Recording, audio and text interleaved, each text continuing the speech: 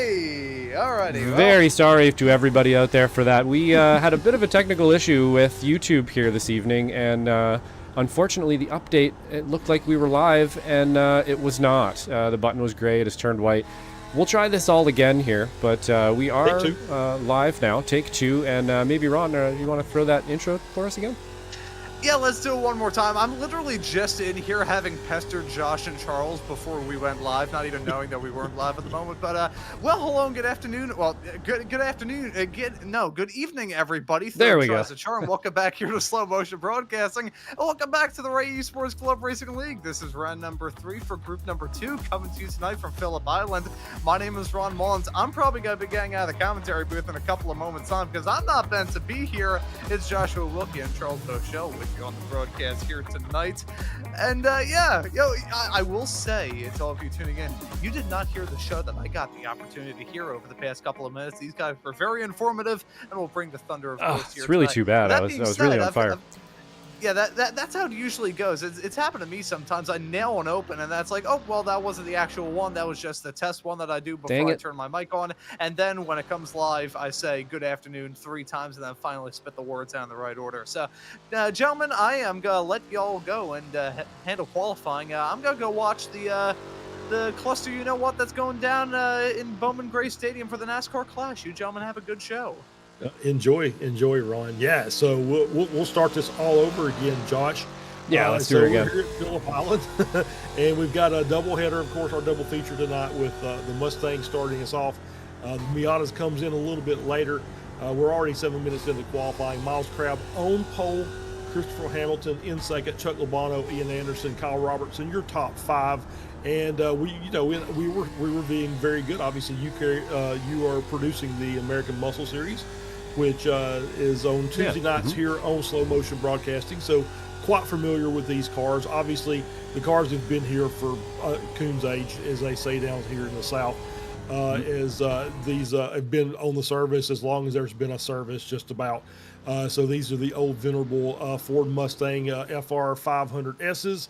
And so we're going to get some good racing tonight. And, there's some pitfalls involved in driving these cars, Josh. Yeah, there absolutely is, and you're right. I get the luxury of producing these on Tuesday nights. They're full fields, like 38 of these things, ripping around 22 tonight. Pretty good field as well, but yeah, they're not easy to drive. They like to understeer quite a bit. They're heavy. They got little pizza cutters for tires, so you're not getting a lot of grip out there, and you really have to manage that, especially around a course like Phillip Island here. That's it's just asking so much of the car, so much of that turn in to give you that confidence that you need. We're just watching Edgar Sancinelli here, sponsor of tonight's race, Frito Sport Racing Team, very active in the sim racing space here. All kinds of stuff going on there. He's going to be the admin for AMS. He's crossing leagues and talking to other admins about doing races all the time, and obviously sponsoring tonight's Ray Esports Club Racing as well. So always good to have Frito out there pulling a lap now. See if he can't get a bit of a better lap time, but I think we're going to have quite the good race. Nice wide track. Lots of people know it. Difficult car though, man. You're going to be fighting the car tonight. Yeah, this is, and the track itself is a very flowing track. It's a little bit of elevation change, but there's some trouble spots here that we'll get into during the course of this race, and I'm quite sure. But these cars, once again, we talked about it when we weren't on the air. These are some old gen cars. We talk about the differences between GT3 and GT4, and GT3s are, 80% race car and 20% road car. And it's the reverse in the GT4s. It's about 80% road car and about 20% race car. These are probably about 97% road car with some safety equipment. Maybe a little upgrades on the transmission and suspension. But for the most part, you go down to your local Ford dealership and go buy you a Ford Mustang GT, and you're 3/4 of the way there to having something to race. So looking forward to it. You're going to get a lot of cars. These cars are going to roll all over the place, and we're going to struggle keeping the tires underneath it and not spinning out. But it's going to make for some really good racing. And of course, our drivers here, some of the best in the business. These guys run week in and week out in all different sorts of machinery. So not really worried about any issues here, as Chuck Labano is going to jump up and take the pole at the very end of that. Right at the very end there, he just jumped Ian Anderson, also another one of our. You can see him across a bunch of different series here in SRF and FF, and he's participating in all kinds of stuff here. So pretty cool to see a lot of crossover there. But it looks like qualifying is done. Chuck Labano is going to be on the pole. Looks like we got a full pace lap here, possibly. So let's get that grid up, and we'll get through it and have a look at this track while we're formation lapping. Yeah, absolutely. Chuck Labano is on your pole in the Cookie Monster Chips Ahoy car. There, Ian Anderson outside of row 1, Christopher Hamilton and Miles Crab in row 2. Matt Thompson starts in 5th, Kyle Robertson starting in 6th, Andrew Love starting in 7th, Josh Soto starting in 8th, Joe Cicchetti starting in 9th, David Finch starts in 10th, Michael Brennan on in number 11, and then Edgar Santinelli, our gracious host tonight, starting in 12th. Seth Bowman starts in 13th. Aaron Bray starting in 14th. Josh Justice will start in 15th. Bowie Suen starts in 16th. Brandon Carl starting in 17th. Charles Bowley starting in 18th. Zach Miller 19th. Dave Jansen starting in 20th. Scott Brooks is in 21st. Jensen Bowley starting in 22nd. And Wayne Buttermore rounds out your 23 car grid tonight. Huh. I wonder if we have either a father-son, maybe brother team possibly there. Those are always interesting to find on track. You wonder sometimes if they're in the same sim room racing beside each other and how that goes when they tangle up. But should be a pretty interesting one here, just watching them go around for the formation lap here. Obviously, we're going to do a full lap. I'm not really sure I'd be worried too much about trying to warm these tires up. We're getting a little bit of wiggling back and forth. You know, in SRFs, I've noticed that if you just rip on the wheel left and right and left and right and left and right for the entire lap, it does make a bit of a difference. But if you don't do that, none really do too much. So you really do have to kind of commit to that tire warming up schedule or just kind of not do it. Wiggling around a little bit doesn't really seem to do a bunch. It does feel good, though. Makes you feel like you're doing something. And it looks absolutely. Cool. Is if nothing else, it's a mental help there more than it is maybe a physical one. As you just say, okay, yeah, I've got a little grip now. I'm going to be great going down into turn 1 for the first time, and it's going to be a very difficult turn 1. This is not the easiest track in the world, but I think we're going to be in for a nice race tonight as the cars are getting themselves lined up here as we're coming through the pace lap, and we haven't even done a track map. Track guide, so we might have to throw a track map up on the screen. That way I can keep up, because that's been a while since I've been to this track. So it's a confusing one. Not my favorite either, really, to be totally honest. There's been times when I had this track kind of under my belt, and then just the other day actually I went out and I think the FFs are going there this week. And I turned a lap or two, and I'm like, you know what? I'm not really enjoying this at the moment. There was a time when I did, but it's one of those ones you have to learn. You have to know it really well, and then it kind of comes to you a bit, and you start to enjoy it a bit more. But there's a track map up at the top there. It actually is working with our little indicator there too. That likes to not work sometimes. So we're in luck there. We'll keep that up for a little bit so we can see them going into T1 and T2 here. But getting ready to start here. Yeah, here we go as we're rounding the final corner, getting ready to head down the front straight with Chuck Labano leading us around as holding up the grid. Let's see how long he waits before he goes, or we're going to get the iRacing green flag to get this race underway as they head down the front straight, and we are not there, and green flag is out, and we already see a car looking to the inside. I think that's Christopher Hamilton looking to the inside there, trying to make it 3 wide going down into turn 1. Not sure that's going to be the best thing to be doing here on cold tires with cold brakes first time through, as he wisely backs out, and Chuck Labano takes the lead. Christopher Hamilton in second. That was Matt Thompson on the outside there. And so we got a little spin already. We've got Dave Finch, and as there our sponsor Edgar Santinelli already off in turn 1 there, as Chuck Labano takes the team of the group around and heading down into turn 3 and 4 for the first time. Yeah, you'd like to say that was a clean start, but we did have a bit of an incident in the back there for sure. We'll go back and have a look at it. Looks like nobody's too worse for wear from it, though. I don't see any tires hanging off or rear spoilers missing or anything. A little bit of body damage on a few of the cars, but it looks like we're going to be able to survive that one and continue racing here. We were saying in the run-up there that probably got cut off, unfortunately, at the beginning, that, this place is pretty wide, and it does provide, a lot of side-by-side racing if you want to get into it. although that's not the fastest way around the track at all. So it is one of those tracks that you have to kind of think about when you're going to make that move, especially if you're up at the front, as we're getting somebody losing it there on the straight by the looks of it. I think that's Kyle Robertson. Yep. Have to go back and have a look at that here real quick. Yeah, just looks like he's over in the grass by himself. We're going to get a replay here. So he's working his way around in through some of these corners. It just just snapped on him. That was very, very odd. I don't know if maybe he was cold tires or a combination. Maybe he was trying to brake a little bit to set himself up for the next corner, but just lost the rear of the car there as they're working their way through this S's section here. Oh no, it was the curbs on the right-hand side. The curbs just unsettled the car and just couldn't hang on to the rear. So yeah, very, very tough as we're on board here with Josh Justice, who's already started on the storm, up 8 positions already since the start of the race, as we're working our way around through turns 2 and 3 again. As we're working uphill here, as you can see this elevation change, blind corner. You just got to kind of feel your way through there the first couple of times until you get the rhythm.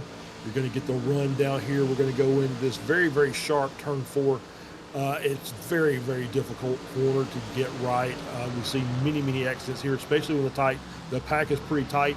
You get a lot of accordion effect here as it gets the car slowed down to get into this corner, take a little bit of that inside curb. You want to be careful that you're not on it when you get back on the throttle. And there is plenty of room to go wide there. It looks like there was a little bit of contact there between Buttermore and maybe Aaron Bray. I think there was around that area, but we'll see if we can get a replay if necessary. But Buttermore is falling back down into P21, and we're on board now with Dave Jansen. So we're working our way around through probably turn 7 and 8. Another difficult section here. It's a very, very hard right-hander after this left here. Very difficult, almost like the shape of a corkscrew, not the actual corkscrew at Laguna Seca. As you climb that hill, you got to get hard on the brakes to make this right-hander and make your way through, and then it's going to start winding itself back around to the left for the final 2 corners of the lap and back to the start-finish line. So far, some movers and shakers. Zach Miller up 10, Jensen Boley up 10, Kyle Robertson down 16 positions after that off track, losing the car there on the curbs, and Charles Boley down 5 as he actually did a pit start, and looks like there's a reason why, because he's already towed back to the pits. So not the start that Charles wanted tonight. No, not at all. And we're just seeing here a pass for the lead now with Ian Anderson. Looks like he took that one into T1. Possibly Miles Crabb here looking around the back of Chuck Labano as well for P2. So definitely some good racing happening up front. I'm going to see if we can go back now and have a quick look here briefly about perhaps what happened at the beginning and see if I can get you a good picture of it here. And it looks like we're going to get together just up front there, and then there's just a lot of avoidance to be had after that. Edgar Frito Sancinelli there taking some very wide avoidance out to the outside. Michael Brennan losing out on that one a little bit as well, but not too worse for wear there for most of them. Just a little tripping over each other a bit, not too much harm done. Yeah, absolutely. I think that's exactly right. They found some clear area to kind of untangle themselves without causing massive damage to the cars as we're back up to the front of the field. Ian Anderson in the lead, Labano down to P2, Crabb up to P3, Hamilton in 4th, Matt Thompson in 5th, Andrew Love, Seth Spolman, Josh Justice, Zach Miller, Bowie Sewin. Your top 10, as we've got some movers and shakers up there. As I said, Justice is at P8, up 7, Spolman's up 6. And in the front group, I will say this, Miles Crabb and Ian Anderson were the top 2 in practice before the race, before qualifying started. So they've got some pace in those cars, and it's showing as they're working their way down here, starting lap 4. We're only a little over 5 minutes into this 30-minute race, and you see Christopher Hamilton with the fastest time on the board, fastest lap of the race with a 1:45.222.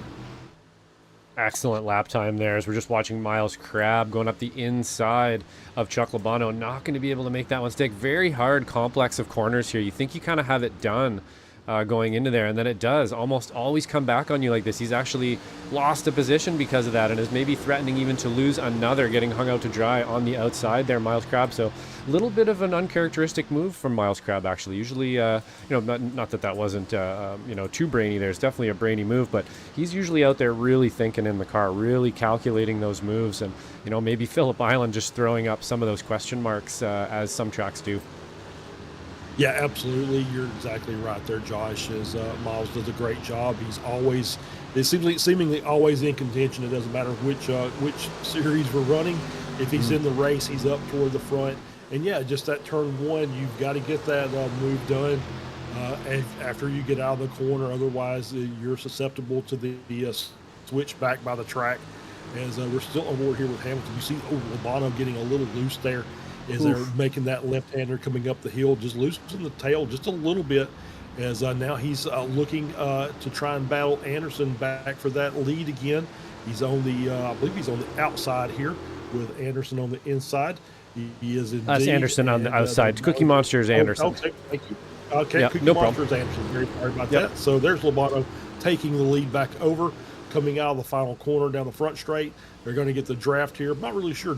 How's the draft work in these cars? Is it pretty good, or is it? It's pretty strong, I think. Yeah, I haven't had too much experience actually in these cars driving, so a driver might be able to tell us a little more about that. But just observing them, they feel very similar, or they look very similar to something like an SRF. So we're not talking like FF style or V style draft. That's just wild, but it's pretty strong in these. I think you are driving a brick through the air basically here.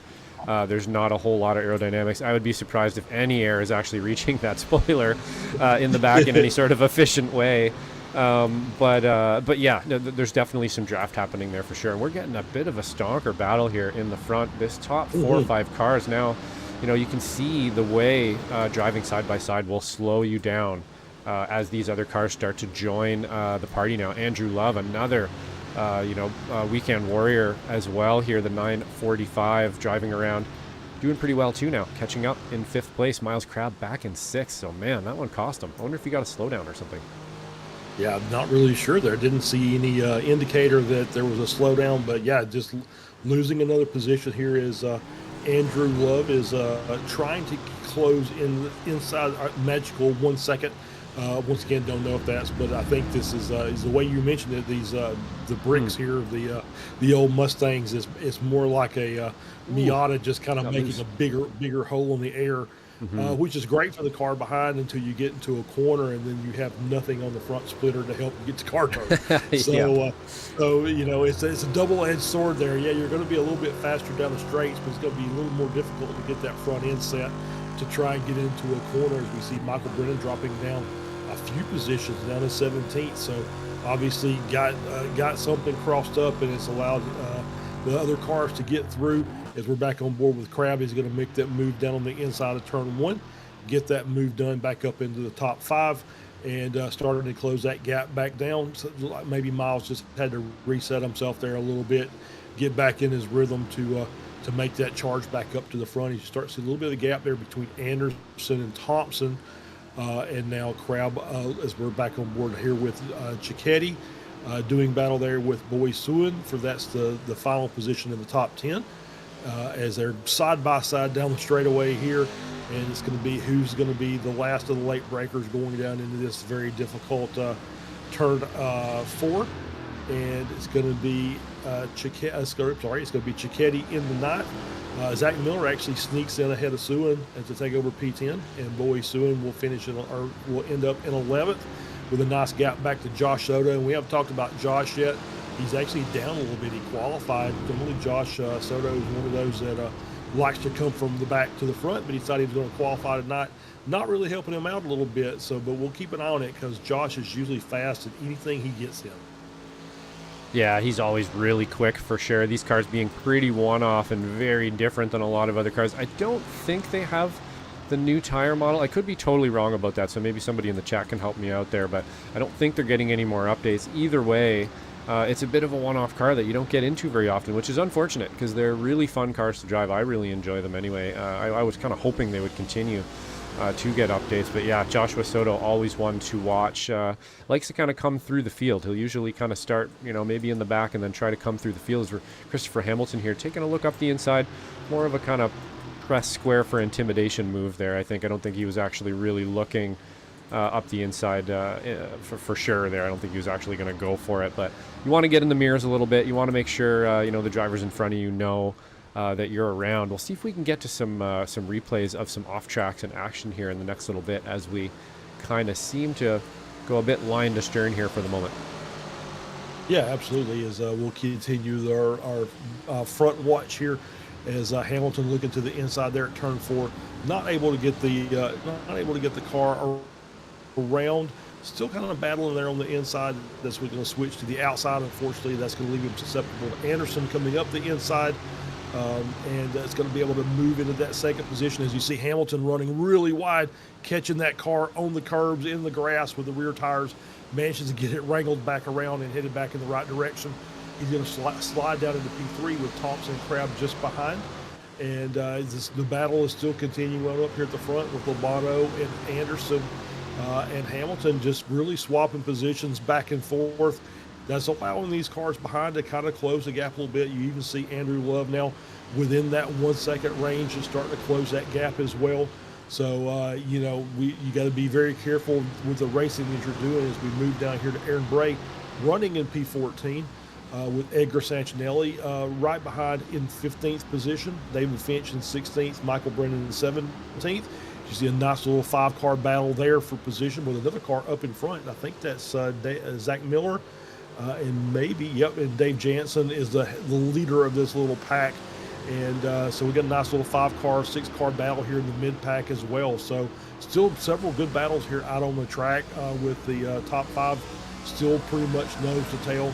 And then a nice little 6-car battle here in the mid-pack trying to find some positions as we're back on here, getting a replay here. And this is that battle that we were just talking about, as you see them working their way down into turn 4 and through. And you see one of the cars that I think it might have been Jansen there, just running a little wide out of 4 and left him susceptible to a move to the inside as he switches back over. As I see some nice battles there. That is Dave Jansen in the 034 as he gets just passed by everybody there in that group. Yeah, he actually got through everyone there. So I'm not, it looks just kind of a strange one there, Charles. I'm not sure, just kind of when I went back on the replays, he got by about 4 or 5 cars there in one shot. I think there was maybe an off track from someone, and then he kind of stuck the pack a little bit, and Dave Jansen was able to just kind of weave his way through this whole pack of cars here and make that pass happen. So got an issue with Chuck Lobato, who's showing out. That looks like maybe an internet gremlin there. It just shows him out. Didn't see anything else untoward there as we're looking down the list. I see both the Bowleys are now out of the race as well. Bummer. So if not in the Bowley household, so they'll have to go commiserate together or prepare for the Mazda race. You never can tell. So we got another one. But definitely looks like Chuck is out of the race as he continues to fall down the list. Trying to see if we can get a check here if maybe he's got a disconnect. He has not had a disconnect yet, so we'll be kind of watching for that. That usually pops up after 30 to 60 seconds there of internet outage when the iRacing. There it goes, connection dropped. So that is Chuck Lobato out of the race. So he'll go prepare, I'm sure, probably for the Mazda race as well coming up. So he'll try and get his internet sorted, I'm sure. As we're on board here with Jansen in that 034 car. I'm trying to see who that was. Is it Finch? Is that the sister car of Jansen? Is that Finch and that other yellow and green I believe car it's Michael Brennan.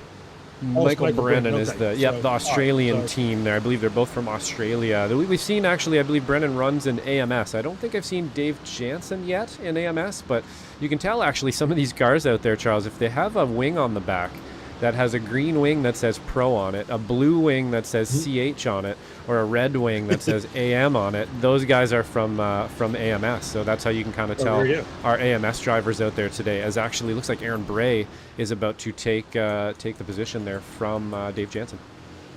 Yeah, absolutely. As Bray moves ahead, and I just was noticing that was we were watching Jansen make his run up through. It was the same time that Brennan was also making his way to the back of that group as well.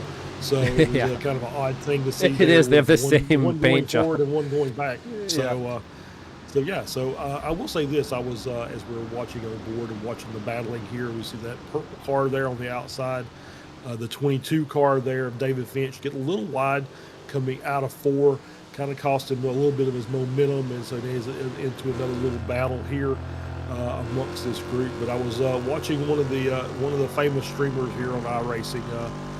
That's an AMS regular. That's Mr. Matt Malone. Talking about some of the forum discussions regarding this Mustang FR 500S about what to do with it now that it's no longer in the production car challenge grid. Maybe moving it to maybe the global challenge with the Kia and the Cadillac, although it's not the same, not quite the same. What's the word I'm looking for? Not the same class or the same time period as those other 2 cars, but trying to find a home for it that you can still race this. Obviously, I know he's a big fan of this car and runs it quite a bit, even in his streams. He'll host some sessions and stuff where he gets the chance to drive it. Of course, the American Muscle Series, still run it. Kind of makes me wonder what's going to happen if it does go legacy, if we get a new Mustang variant such as the Dark Horse, comes in and see if that's a move that group is willing to make. Yeah, that would be pretty cool for sure. Yeah, it is interesting. There's having a couple discussions about this that it seems lately that iRacing sort of moves cars into a slot but doesn't call them legacy cars yet. And it's a little bit confusing as to what they're going to do with them. There's a few of them now that just aren't deemed legacy anymore. So I'm not sure if that's just a move to, because they're not sure what they're doing with it, or if they have some sort of a grace period between when they become. But I have heard that it's not getting updates anymore officially, I believe, this car, which is usually meaning it's on its way to legacy content. But having a really good battle here between Aaron Bray and Dave Jansen, who's just not giving up this position. Michael Brennan able to kind of squeeze through the pack here up to his sister car here in the same paint job here anyway. So some pretty good fighting here down for around 11th place. Up at the front though, so, since we've lost Chuck Labano, Christopher Hamilton is kind of starting to, not, I wouldn't say running away with it, but it's not quite as frenetic as it was before there. We had a good pack of 5 or 6 cars there for a bit. Yeah, absolutely. As the herd is kind of thinned at the top with Hamilton up over Anderson by about 0.3 of a second, but then another 1.2 back to Miles Crabb, and then another 2 seconds back to Andrew Love with Matt Thompson still in tow. So the group up front is starting to thin out a little bit, but we're starting to get a couple other battles with Cicchetti, Justice, and Soto. A battle there inside the top 10 from P7 to P9. And then as we're on board there with Aaron Bray, that 6-car group consisting of Bray, Jansen, Finch, Brennan, Sancinelli, and Miller still doing battle in the mid-pack and still keeping that battle very, very close as we're watching Hamilton here. Just setting still just still side by side and nose to tail here amongst this mid-pack group. Yeah, it looks like actually there's been a little... Oh, no, I got that wrong. Sorry. Again, I'm getting the 2 yellow and green cars mixed up now. Yeah, look for that rear, that tail light. I thought maybe they switched positions, but they are fighting for it at the moment, actually. Maybe I spoke a little too soon. It does look now like Michael Brennan is looking for the lead on Dave Jansen here, and he's going to go real wide. Big tank slapper, and he saves it. Wow, what a save, Charles. There's some gunfighter hands there. Absolutely. A great battle, great save there by Brennan, as he starts dropping back now into the clutches of a couple of the other cars. Finch and Brooks still back there and still looking to try and make that move. But, yeah, that was a great catch. That car was basically 45 degrees sideways, and he managed to get it wrangled down. Wow. As we see this battle here with Soto running a little bit wide there, right behind Justice, and Cicchetti up in the front. And these guys are still battling hard there within the top 10. So there's still some good points on offer here, as we see Soto looking to the inside, to the left side of Justice, and is going to make that move around the inside as Justice runs a little bit wide. Finally gets that car back to the apex of the corner just in time to fall in behind Soto. And so that's Going to move Soto up to P8, which is where he started from. Justice still up 6 positions, so still having a really good night. Spolman, as I'm looking ahead, up 7. Who is our hard charger for the night? Obviously, Chuck Labano, the big loser, unfortunately with the internet connection issues, down 20 positions, down into 21st, and I think that's where he's going to end up staying for the evening. As obviously cannot continue, and even if he did, he would be already 3 laps down. So probably not much sense with only about 9 minutes left in this race. So we're looking at here a minute 45 per lap. So we're talking about another 6 laps or so here in this race before it's all said and done. So we'll see what Brennan here is going to do with Sanchinelli as he's trying to make that gap up. And we're going to get a replay here with Michael Brennan on board here. See if we can catch this catch here. Around. Yeah. Oh, yeah, I think this is where it happened. Yeah, I think you're right. They were close. Oh, yeah, up on the curbs and just losing the rear of the car, but nicely caught there. You see him really working the wheel hard there to get everything. Oh, and there's another one there. Wow. Oh, and yeah, you can just see how much opposite lock you had to throw into that steering wheel to get that car pointing back in the right direction. So great bit of driving there by Brennan. In the midst of a pack to include everything else there, still battling hard with other cars around him and manages to A, get his car riding, and B, not wreck anybody else. So great bit of driving there. Yeah, absolutely. That's a key point for sure, is, to be able to, your competitors around you kind of seeing that you're about to lose it too, give you the room to do it and not just try to dive up the inside or make a silly move. And he was able to catch that one. It's funny. The car is almost fully sideways outside. You go in the car and there's a lot of steering wheel action, but it doesn't look quite as dramatic as it can from above sometimes. Looking at Joe Cachetti here, he's from AMS as well, the winner of, I believe, the first few rounds here of AMS in the AM category. Missing his rear bumper doesn't seem to be bothering the car too much, though. I would think, honestly, that might even help aerodynamics in real life to not have that bumper on there. I'm not sure if it would, but he seems to be doing okay with it. Yeah, no bumper, no problem. As Cicchetti is still running in P8 there, still battling with Josh Soto. Joe Soto's moved up to the front of this little group, but Cicchetti's not really resigned to let him have that position for the rest of the race, as we got Justice as well in tow, looking for the first mistake to be able to capitalize with these cars as they're still in close quarters battle as we head down the front straight. I don't know if that's got it. I think you're right. I don't think that's really going to bother him that much, missing the rear bumper, to be honest. So, they're not used that much anyway, as we still get the battle down and nothing doing there. Soto's going to hang on to that position. They are slowly making their way up to Seth Spolman as well, as Spolman kind of dropping off that top 5 battle down about 9 seconds, and you see him working his way through turns 6 and 7, and they're still battling down. And I think Soto's doing everything he can do to A, keep Cicchetti and Justice behind, and B, make up time to Spolman in front. As Spolman is starting to struggle just a little bit there as they're working their way through this 7-8 complex. You can see the wide runoff there. See even Justice gets a little swirly coming out of there as he jumps a curb over to the AstroTurf and works his way around. Oh, there's Soto. Oh, and just great catch. Another great catch there as he's just dirt tracking it around that corner. And, we didn't mention this earlier, and I'm going to say he's going to squeeze in there. And he's going to get a little push there, a little hip check from Justice. Saved it. As he works his way through, and but managed to get the car right and back on track again. And that's going to throw the old red mist in his face.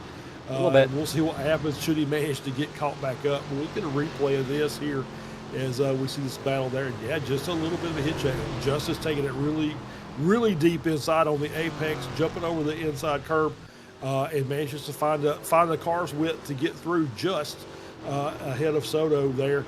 And we didn't mention this about Soto. Soto, and I really like Josh. We talked to him a bunch of times, and he is really quick, and it doesn't matter what car. But he's also just a little bit accident prone. He will shoot himself in his own foot on occasion.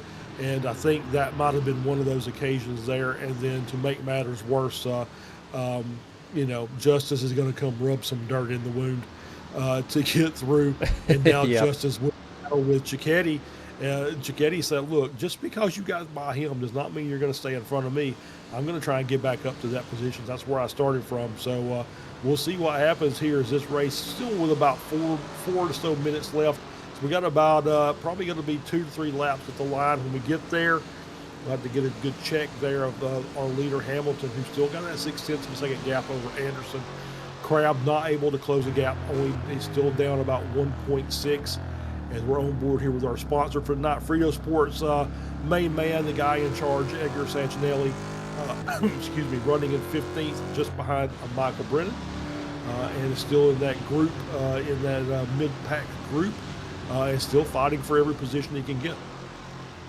Yeah, absolutely. Frito out there. Definitely got to thank him again for the sponsorship. Bit of bad luck at the beginning there. End up in the rhubarb on the first corner, but he's holding his own out there and making a comeback best he can. Soto as well, trying to make this comeback, getting back possibly to the position he started in. If he can get back to Joe Cicchetti here, we shall see. But yeah, that was a pretty spicy move there for sure. A little bit of perhaps blocking, a little bit of aggression all meeting at the same time there, and Soto losing out on that particular occasion. But yeah, that's kind of racing for you sometimes, right? If you don't go for a gap every once in a while, then you're not a racing driver. I heard somebody say once. They always do. They always do forget the part that the gap does have to exist first, though. Yes. But before you get through there, and not every gap is one that's going to work out. Joe Cicchetti here looking on the outside. This is only really going to slow this pack of cars down and kind of allow Soto back into this game. As you can see, he's catching up car length after car length, even just from one move that didn't go right. Yeah, absolutely. Yeah, he is closing the gap, and no surprise. Soto's pretty quick in that car, or any car as far as that goes. So yeah, it's not over with yet, as we're coming up onto the 28-minute mark. So where we at for our leader? Hamilton, they're still running in first place, is working his way through into this S's section. And you see him having to just do a little bit of lifting. You see the rear screaming, wanting to come around to the front, able to hang on to the rear of the car. And I believe this is the 7-8 complex. So we got a couple more corners. We'll get back. And I think, looking at my timing and scoring here, we're going to be very close. We'll see where we are when we get back to the start-finish line, if this is going to be the white flag lap or not. So you see Anderson doing his damnedest to try and make up that gap. And I think we're going to be white flag this time. It is indeed white flag. Barney with the flag out. So we've got one more lap of racing to do. The gap is 0.7 of a second between Hamilton running in first place and Ian Anderson running in second. Got some lap traffic. That might play a little bit into this as we're working around. Wayne Buttermore gets out of the way for the leader and closes the gap down just a little bit, not too much, but Wayne very graciously getting out of the way, letting the leaders coming through. Maybe a little bit of a trip up there between him and Miles Crab as Crab finally works his way around. So coming down, we still got the battle here. Justice along with Cicchetti. Cicchetti taking it a long way around on the outside, trying to make that move, get it stuck. He might get it there. Justice off the track. So that absolutely he returns the favor. Position. Yeah, it gives that back to Cicchetti and Soto, as well as Soto is now in that lead group, or in the lead of that race, and that has dropped Justice off the back. He will not be able to recover that time in time, so it'll be a battle between Soto and Cicchetti coming down to the end as we're on board here back with our lead group. This is Christopher Hamilton leading the race as we're working our way through, probably about halfway through this lap. And Anderson starting to close the gap down as they come over the crest of the hill. And now we'll look at Dave Jansen, and we still got a nice little battle there as he gets through. He's fighting with Michael Brennan, Edgar Sancinelli in this mix as well. And Zach Miller is a little bit further back, so we got a nice little 4-car battle there as we move up to Noe Suin, who is just behind Josh Justice, and we got the checkers up, and Hamilton is going to take the race victory. Ian Anderson will finish second. Miles Crab is going to end up in third. A little bit further back, we're going to have Matt Thompson looking like he's going to get P4 out of this, and he does indeed. Andrew Love finishing in P5, Spolman in 6, and then Soto and Cicchetti coming around, and let's see where we're at. 0.3 of a second between those two cars. And it looks like it's going to be Soto getting the position over Cicchetti, Justice and Bowie Suen. Justice is going to hang on to P9. Suen in 10th. Bray very close there in P11. Finch, Jansen, Brennan coming across almost essentially the same time, with Edgar Santinelli finishing in 15th, Zach Miller 16th. And the rest will come through as we got the rest of our group coming around. The final couple of finishers there is Kyle Robertson and Brandon Carl rounding out your top 20, along with Wayne Buttermore, who does finish in 20th. So good race there, Josh. Some good action, and it was all over the track. Yeah, absolutely. Always good racing in these cars. I'm actually very impressed, to see some of the people that I've just not seen drive these cars before, that they're so darn good at driving them. I've taken it out a couple times, and it's not an easy car to drive at all. It's not an easy one to learn. It's something you kind of have to throw out a lot of the things you do in other cars in the sim to drive this one there and learn a bit different. So it's pretty cool to see everybody out there. And yeah, another great race. They handled Phillip Island well. Must have been not an easy one here at all. They did indeed. Yeah, not an easy track to deal with, especially with the Ford Mustang 500 here. But a great race. Some good battles once again. Saw some really aggressive driving, and some very aggressive defensive driving as well. So yep. great battling here as get everybody across the finish line. And let's get our race results up, and we'll go to our intermission and switch over to our next race. I don't see anybody in the broadcast booth as of yet for interview, so nobody in the waiting area. Nope. So let's get our race results. Christopher Hamilton will take your race victory, 0.8 of a second over Ian Anderson. Miles Crabb finishes in 3rd. Matt Thompson in 4th. Andrew Love in 5th. Seth Bowman finishes in 6th. Josh Soto finishes in 7th. Joe Cicchetti finishing in 8th. Josh Justice in 9th. Bowie Suen finishing in P10. Aaron Bray in P11. P12 is David Finch. 13th is Dave Jansen. Michael Brennan finishes in 14th. Edgar Santinelli finishes in 15th. 16th is Zach Miller. Scott Brooks in 17th. Kyle Robertson finishing in 18th. Brandon Carl 19th. Wayne Buttermore finishing in 20th, one lap down.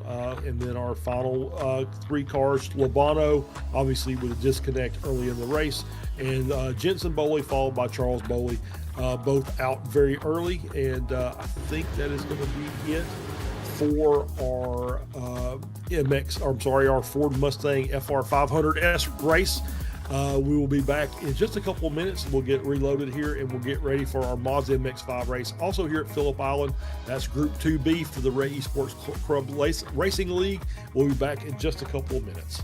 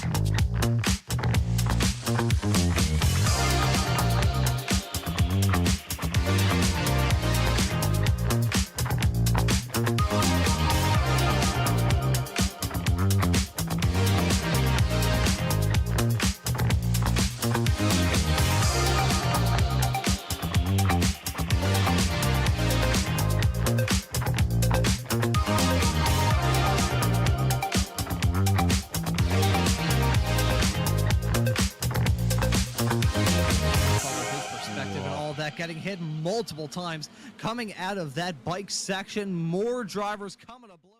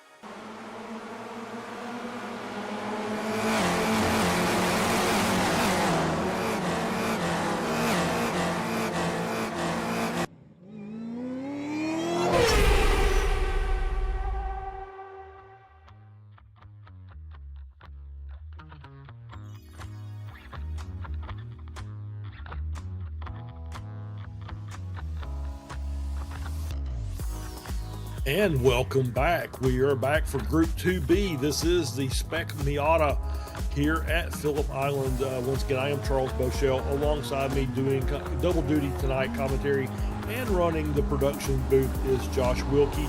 So Josh, we're back here for another round, 30 minutes with the Spec Miatas here at Phillip Island. And I think we're going to be in for a treat of a race tonight. Obviously, you know, these cars are legacy cars at this point, and we are looking forward to some great battling here. I think this is going to make for some great racing. These cars are a treat to watch, and I think this is just about more track than I think these drivers want to try and handle with these Spec Miatas. Yeah, these are very racy cars, and they usually provide awesome racing. And this track actually does the same. There's you know, like we were saying before, it's wide, it's kind of flowy and fast. There's a draft down the front straight that is really hard to break. You know, once you can kind of get in a pack of cars. So, I think we're going to get even more pack racing here with these Mazdas than maybe even the Mustangs, just because they're probably a little bit easier to wheel than the Mustang is. You can get a little bit more aggressive with it maybe and get away with it, whereas the Mustang, you know, you're playing with some weight there, and once it starts to go in one direction, you kind of have to follow it. You really have to plan your moves out with those Mustangs.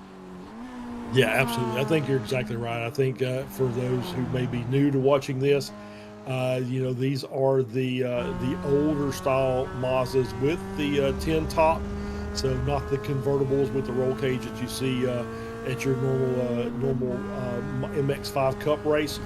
This is the older brand, and these have some different challenges involved. Obviously, with these cars, shifting is an issue because the transmissions of the gearbox for these cars are very old school. You can money shift these and absolutely just incinerate your engine in one bad downshift, and your race is over. So that is something we'll have to watch out for.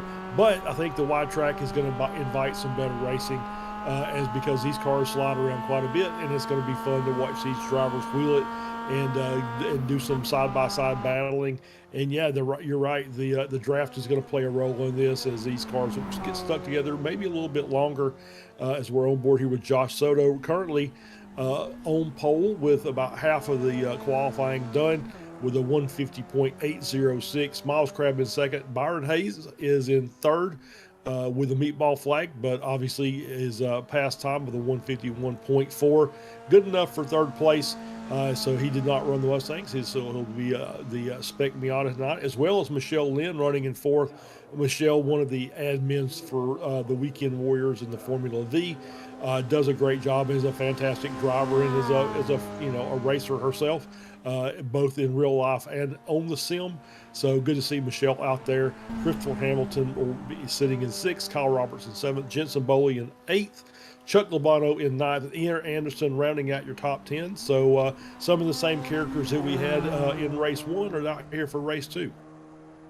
Yeah, it's pretty wild to see the kind of the mix-up too. Ian Anderson being right at the top of the field there. I'm sure he probably maybe just hasn't put in a fast lap quite yet, but it'll be interesting to see kind of how this shakes out between the two cars and exactly how they're going to race it, how they're going to make it work this time. Ian Anderson right at the front last time. Aaron Bray kind of around where he was before. Andrew Love down in 16th. He was up by 5th last time. Matt Thompson was up into the single digits too, I believe. So was Joshua Justice. So we got all to play for here still so far. Tonight's race, actually, this SM version of the Ray Esports Club Racing is sponsored by Driver Trainer Motorsport. You can see up in the corner there. So thank you very much to them for sponsoring the SM portion of tonight. We were mentioning before here these sort of gladiator ancient Rome things sticking out of the back of these SMs. We just ignore those. You just suspend disbelief on that. They're not really supposed to be there. It is a little bit of a graphical glitch, I believe, in iRacing. These are legacy cars, and I guess they just never got around to fixing it, so they have a steel cone sticking out of the back, and that's just the way it is. Well, what's a steel cone between friends, right? It's it is one of those. It's a drawback to the past when the graphics were probably not quite as good as they are now.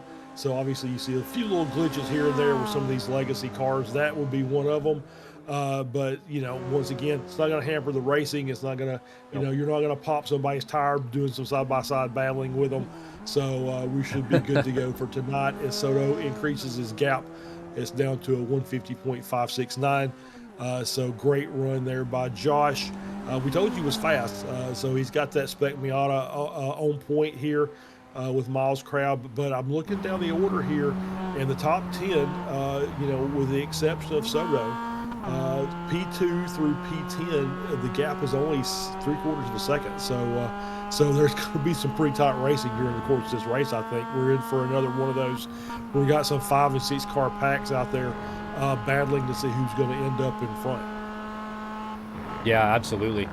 Just watching Josh Soto here tackle the course, looking like he's doing pretty good getting that car slowed down. Really good lines here again. Difficult in this place. It is, like you're saying in the run-up there, these cars probably feel a little small around here. This track, or maybe better put, this track probably feels big to these cars, and it's hard sometimes when the track is that big to find the proper line. At least I find it. I seem to be a little better on things like tight street courses where the line is very obvious, where somebody like here or somewhere like here, it's maybe not quite as obvious. There are a couple counterintuitive areas where you have to late apex or double apex or kind of miss that spot that you need. See him just kind of slowing down a little bit here now. He's obviously decided to abort this lap, but yeah, I think there's a lot of time basically to be had out there on this track in this particular car. Every little scrap, every inch is going to matter. Yep, I completely agree with you there, Josh, as we're still on board here with Matt Thompson. As he's working his way, we're currently sitting This in is 13th. Lobano. He's going to finish He's this. back. I'm sorry, Lobano. He's back. Lobano is Connection back. issues. Yeah, Good. connection issues resolved apparently. So Lobano back up to P7 now. So he's got himself a little bit better lap there, a little bit higher starting order still, and that's at the end of qualifying. So that is it. So Lobano now P7. So we're going to get our starting grid up here in just a minute. But once again, we do want to thank Driver Trainer Motorsport for sponsoring tonight's Mazda MX-5 race, the Spec Miata version. And we're going to get our starting grid up here right now. Josh Soto sitting on the pole, 150.569. Outside of row 1 will be Miles Crabb in P2. Christopher Hamilton will start third. Scott Russell starting in P4 tonight. Byron Hayes starting in P5. Michelle Lynn in 6th. Chuck Lobano in 7th. Kyle Robertson in 8th. Jensen Boley starting in 9th. Ian Anderson rounding out your top 10. Further down the order, Michael Brennan starting in 11th. Joe Cicchetti starting in 12th. Matt Thompson starting in 13th. Charles Boley starting in 14th. David Finch starting in 15th. Aaron Bray starts in P16. P17 is Seth Spolman. Andrew Love starting in 18th. Ryan Dixon starting in 19th. Josh Justice rounding out your top 20. Brandon Carl in 21st. John Wilson in 22nd. Edgar Santinelli starts in 23rd. Dave Jansen starting in 24th. And 25th is going to be Mike Key, I believe. Wayne Buttermore starting in 26th. And Zach Miller will be starting in 27th of your 27-car grid. And Josh, so what are we looking for tonight, Josh? Obviously, anytime we start this race off, they're going to try to do some weaving, try and get some heat in the tires and heat in the brakes. But obviously, turn 1 is going to be very difficult here on the opening lap. Yeah, I'd have to agree. Turn 1's going to be very important. That is a long line of Mazda race cars here bearing down on you if you're in the lead. And I think, the key to this is just going to be making good decisions, knowing when to go side by side with a driver, knowing when to make that move so that you don't lose a bunch of positions when you mess it up or go side by side, through 3 corners or something in a row. You are going to have a pack of Mazdas on you. So it's going to be about keeping that momentum up, staying forward. Pretty big track, lots of opportunity for people to get beside each other. So it's really going to be managing that, I think, in the end. Yep, I completely agree. And I will add to that is I do think that the wide track and the wide off tracks in particular probably saved a few drivers in that Mustang race earlier tonight. Yeah. Able to find themselves an exit ramp out of the danger zone and allowed them to continue to race. And we saw some really good racing. So I just kind of was looking to see where some of our battles were. Obviously, Lobano is going to want a little bit of retribution there. He's going to try and make his way up to the front as quick as he can. Soto with a great run starting at the front. He's distanced himself from the guys he was racing with earlier in that race, that being Josh Justice, who's down in 20th, and as well as Cicchetti, who's now starting in P12 or P11. So, a nice big gap between all these 3 cars, because obviously sometimes that frustration carries over, and so tonight not going to be as probable as what we would normally see in a feature such as this. So we're working our way through turn 4 here and out as they're still in their pace lap, and once again we want to thank Driver Trainer Motorsport for the sponsorship for tonight's race. It's good to get these cars back broadcasted again. We've missed them. Enjoyed calling these races, so looking forward to another good race tonight. Yeah, absolutely. Big thanks there. I believe that is the driver trainer car there of Kyle Robertson, the 215. He's in about 8th place right now, so in a pretty good position here to make something happen right in the middle of the pack. I don't mind being right around there. You have to think to yourself, or at least I tell myself, inner monologue, the people around me they're probably pretty happy with where they are. We're all looking to move forward a little bit, so maybe we won't fight each other quite so hard, and that kind of flies out the window a lot of the time. But that's what you try to do. I try to go out there and you just try to kind of make up positions and flow with the traffic, and I think that's going to be the theme of tonight. If you're kind of rolling roadblock out there, you're going side by side too much, it's just going to push you back. Yeah, absolutely. You're exactly right. As the pace car is now off, headed down pit road, and the cars are around nice and tight, bunched up. As we got a few cars in the back trying to tighten that gap up. They don't want to be too far off the group. As we head down the front stretch, light bar is up, and we're waiting for the greens. And there's the green flag, and we're off and running. We already see another car moving to the inside there. As we get a good start there, even start between the front runners there, between Soto and Crab, as Hamilton's starting to look a little bit to the inside there, trying to see if there's a way to around, and there is not. As Crab hanging out on the wide side, he's going to get that switch back by the track. Is going to give him a chance to make the move into first place. Is able to get that done, so he's going to take over that top spot over Soto.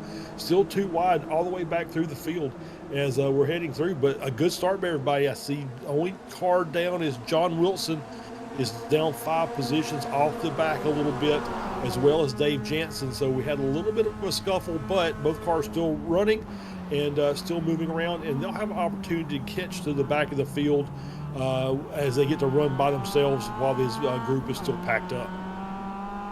Yeah, absolutely. This pack here in front of Charles Boley looking pretty racy. Everybody's doing a very, very good job of staying off each other here. Very impressed with all the driving here so far. You can just hear these things whining out. They are super high RPM, just giving her the whole time. You're flat to the floor all over the place around here. Some pretty awesome cameras, I must mention, as well here from Whiplash SimCams for this Phillip Island course, making it look super nice. We got to thank our camera partner every once in a while as well there for those opening shots, just looking beautiful here with Miles Crabb taking the lead out front, Joshua Soto just behind him, and then some Christopher Hamilton. So we have a pretty familiar front row here so far, but far from over, that's for sure. Yeah, a little bit further back. There's a gap back to P4. That's Scott Russell, Michelle Lynn, Labano, Jensen Boley, Byron Hayes, Kyle Robertson, Joe Cicchetti, your top 10. As we've already got Josh Justice up 9 positions, so he's already behind Cicchetti again for this race. So they've found themselves already on track. Justice with an amazing start. He did that in the last race. He was up 8 positions after the first lap. So he's jumped it again and done it perfectly as he's back up into the top, or just outside the top 10. We see a car real wide there coming out of the corner and through, and that's Byron Hayes able to get that car circled back in. As we see another car off wide to the outside. Is that Hayes again, or that's Kyle Robertson running a little wide? Our sponsor, Drive Trainer Motorsports, tonight is a little wide off the track, but he's got it settled back down and settled back into P11. But now he's under attack from the cars behind. That's Brennan and Anderson. Yeah, there is a battle basically everywhere on the track right now. If you look at our timing tower on the side there, those numbers that are, they're yellow and then they kind of turn orange. The orange ones means they're real close, and pretty much the whole field is kind of accordioning back and forth here real close, including up at front here. Josh Soto now has actually taken the lead. We'll see if we can't get you that pass as soon as I can find it here, but I have a feeling we're going to be going back and forth a little bit with the draft around here, and that's kind of how Phillip Island races. You need to find your group of buddies that you're fast with, and then you try to pull away from everybody, and then you just play basically draft train until the end of the race and skip back and forth. If you fight too much into T1 over and over again, that pack that we see snaking behind them here will catch up, and things will get a lot more difficult for everybody. But it looks like we're kind of starting to pack up into different drivers, or into different packs now, entering into lap 3 here. Yeah, absolutely. As you see the top 3 there with a gap back to Scott Russell. And you're right, if these top 3 start battling side by side, Scott Russell will be in their mirror before you can even think about it. That gap will evaporate. So Scott Russell leading that second group that contains Michelle Lynn, Chuck Labano, and Byron Hayes. A little bit further back, you've got Cicchetti in the third pack. That pack is very, very long. We're talking about P8 all the way down to about P17 with a host of cars there. As you can see, gaps between under a half second and between a half second and 1 second are all in the orange and yellow respectively. And then the gaps above that, above a second, are in the white, and that's where you see the big gaps on the track. As you can see here, as we're riding on board with Ian Anderson, heading down into, is this turn 4? It's either turn 4 or turn 7 and 8. I think that may be, Yep. yes, all right, it's all right. So I think Yep. that is turn 4. So we were getting through there. And is Anderson running in 13th, got a nice big pack of cars in front of him. So he's going to be fine to stay in the draft, but he's got to be very careful that doesn't get called out, as these cars will start battling. You know, we're 5 minutes into the start of this race. Realistically, about 20-minute mark is when you're going to start seeing chances being taken, some successfully, others not. As we're still battling on board here. Now we're supposed to drop back a few positions, and we're going to get a replay at the start. Whoop, that was the wrong replay. Sorry about that. We are now back. That's okay. That's all right. We're back to the lead group here, and here we go, back to Chuck Lobano running in 5th. So Chuck has already made up a couple positions. He's up into P5 behind Michelle Lynn in her the purple Dull Dime racing car that is synonymous with Michelle. And we got that once again. Just look at the big pack of cars here, just crazy. See them side by side the front. That's not going to do either one of those guys any favors whatsoever. As Justice is filling the rear view mirror of somebody, of Boley and Robertson there, as they're side by side still coming through there, and it's now looking like it's trying to go 3 wide. As Justice is looking through there behind Robertson, trying to find his way around and through this pack. And so far, so good. He's been pretty successful, up 10 positions thus far, and he's looking for more. Yeah, up a bunch of positions for sure. He was definitely looking pretty pointy out there, looking for that gap. Almost made it through there. That almost worked out for him, but kind of got shut down a little bit, I believe, by it was Kyle Robertson there in front of him. Sort of shut that door on him. They're going to get a little together. Somebody's going to spin there, and we're going to have a bit of an accordion effect there. We're getting a bit of nose-to-tail bumpage between the snake liveried car there, as well as Joshua Justice. Not sure who's in the 11 there. I believe that's Joe Cicchetti in the 11. So holy cow, that is this is quite the pack of SMs here racing each other. You can barely even put a sheet of paper in between them, and it's going to end badly. Oh, that was badly, and I'm not sure how that occurred. We're definitely going to get a replay, but it almost looked like Justice's car just buckled there. I don't know if he got hit in the back as he was trying to get on the brakes for the corner, but definitely made contact, and I'm trying to see who that was that he made contact with, and we'll get this replay here as we're battling down. That's the 17 car, and that is Michael Brennan, and you just see, once again, that was just a strange reaction by that Spec Miata. So I don't know. I don't think he money shifted. Maybe he double down shifted. I'm not really sure what happened there, but either way, damage done. That car is not in great shape. It looks like there's some wheel damage up on the front. He's continuing on, but and no meatball flag, strangely enough. So he's able to continue, and they're going to keep racing. Unfortunate for Brennan. Brennan's in the pits. Ian Anderson in the pits as well. We're going to get another view here. We're going to try and see if we can sort this out as we're on board once again. Little bump, and then just, it's almost like neck code. It almost looks like the Mazda behind gave him a bit of neck code, like he got a bump in the rear, but it didn't actually happen. So maybe a little bit of neck code happening there, unfortunately for Josh. Yeah, that was pretty bad. It just looked like I saw the bump is same as you, but then the car turned. It just like tweaked it was all of a an sudden. iRacing magnet, almost turned right into the other car, but it was just a weird thing. So we're going to chalk it up to a racing incident, iRacing incident, net code, and we'll continue on. So no harm, no foul. Unfortunate for the drivers though, because obviously that was a nice battle that we were getting to witness. And Joe Cicchetti survives it and continues on running in 9th. Scott Russell's dropped down to P10. So Scott with a great qualifying run, and he's just kind of falling down the order during the course of this race. Cicchetti now looking to the outside, or now the inside of Jensen Boley. Ooh, Jensen Boley threw a takes dummy. it in way too deep, and Yep. loses the car there, has to catch it. That allows an easy pass there by Cicchetti to move up into P8. Boley's going to try and get that back, but that's going to be easier said than done. They're going to fight side by side coming down into, I believe this is going to be into the start-finish straight. So a nice long battle here between these two cars, and it's going to be who's going to blink first going down into turn one as they go, as we're back up fourth. Miles Crabb still up in the lead. Christopher Hamilton in second. Soto has dropped down to third. So Soto content to just maybe not push as hard as he would normally do here at the start of the race, but I don't think that he's out of it by any stretch of the imagination. Yeah, no, I don't think so either. And quite the battle here between Cicchetti and Jensen here.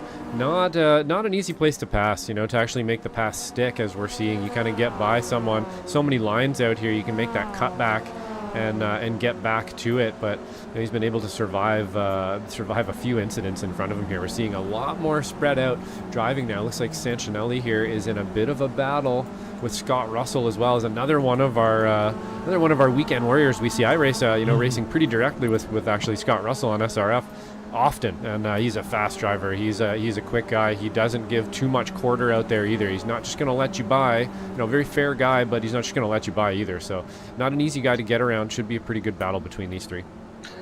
Yeah, Scott Russell, very good in the spec racer, and is here every week on the Weekend Warriors, and is doing a good job. Once again, like I said, he's dropped down a little bit. He had a good qualifying run, but not able to string the laps together here during the start of the race here. He's dropped down to P10, but he's keeping Sancinelli behind, and now Sancinelli looking to the inside there. He's going to try and make the moves. Russell runs very wide there, but able to get the car rejoined back onto the track and manages to hang on the spot, kept his momentum, but now Sancinelli is going to flip it over and get to the inside here on this long left-hander as they work their way around. He's got a good run. I think he's going to get that pass made here, and he is in this down the front straight here. So that was out of the final corner, and now he's going to get a good bump here from Scott Russell. He's going to give him a push. There we go. Their way down the front straight. Yeah. So, and then with a move, there was Aaron Bray on the inside. Makes a big dive thought better of it. And is looking to take advantage of it. Not able to do it, and he's going to get caught up. And there's a bottleneck. You see the bottlenecks happen as these cars can't make the passes around. And once again, we talk about it all the time. You run side by side and you're just inviting trouble from behind, and that's exactly what we're seeing now with Aaron Bray joining that group, Charles Boley as well, and also Matt Thompson. So this group that was 3 cars has now become 6.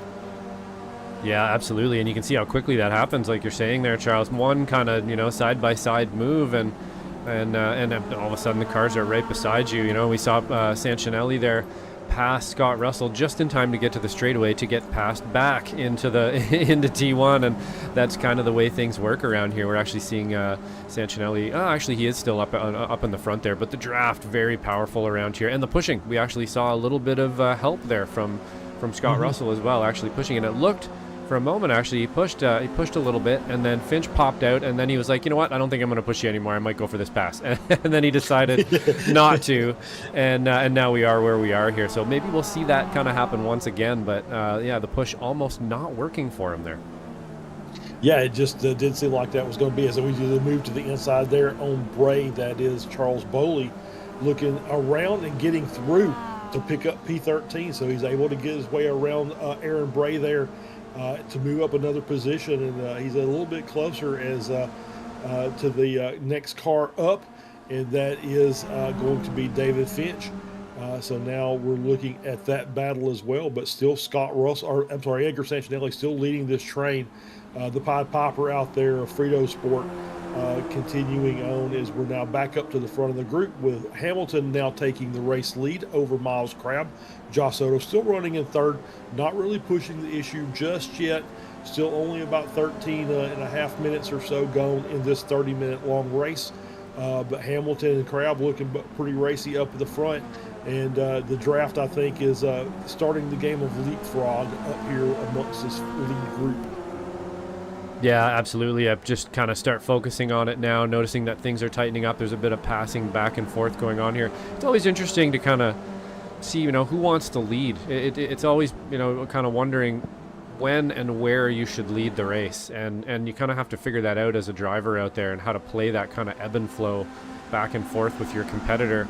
You want them to know that you're fast and that you're not just going to put up with everything all the time, but you also kind of need to work with them a little bit, or as we've seen, you just end up kind of moving backwards. So they're doing a pretty good job of it here. Their lap times seem to be coming in pretty good. They are moving forward by the looks of it, away from the likes of Byron Hayes here so far, who's really not too far behind, so I have to keep an eye on that. But he's about 7 seconds behind, so he's got a bit of time to catch up. Or is perhaps that not the correct... Yep, that's well, right. anyways, yeah, that is correct. Yeah, so Yeah, he's that's it. he's a little bit farther back there, but in any case, these drivers moving forward pretty good, keeping that momentum together. That's what it's all about. Yeah, absolutely. You're exactly right. And it's, we're kind of watching this run down the front straight here. And nobody want to stick their nose out, I don't think. I think we're all content to be where we are, and that's exactly what happens. So no big runs here, as Soto is content to just, once again, I'm just kind of watching him, and he's just content to just kind of lay back and not really push the issue just yet. As they've really stretched that gap. It's almost 8 seconds now back to Byron Hayes in fourth, who has Chuck Labano and Michelle Lynn in tow. So that's another 3-car battle just off the podium. But a good run by Labano, up 2 positions since the start of the race. So he's doing a great job now that he's got it appears that he's got his internet worked out, and is able to go a little racing here with the rest of this group. As they work their way down here into turn 4, you just see the car, how it just, once you get hard on the brakes, how the car, the nose just dives in, which makes it a little difficult for these cars as they're riding the curbs. You want to be very careful there as we're back up to the front. Now that second group seems like they're in the same shape as this front group, as they're kind of just content to ride around, not really pushing anything just yet. And a little bit further down to round out your top 10, Robertson is in 7th, Cicchetti in 8th, Jensen Boley in 9th, Scott Russell rounds out your top 10. Then there's a bit of a gap back to Aaron Brace. So that group has kind of split up just a little bit, at least at the front, as we're on board here with Miles Crabb, and you see the amount of momentum these cars are taking their way, and he's going to get a good run out of the final corner. Down the front stretch, he's going to make that move for the lead, as he got a good run behind Hamilton, using the draft to his advantage. He's got about a half a car length lead there. Not quite enough, but he's going to have he's going to be at a disadvantage through turn 1, and then the track's going to come back to him, so he should manage to stay out there and work his way through 2 and be able to make that pass complete. I think that's how it has to be done tonight. You saw it very well done by Crabb there, just getting the run out of the final corner, just continuing on and being patient and keeping the foot in it, and it pays off by the end of turn 2. Yeah, absolutely. Nice and smooth. You want to make it happen there.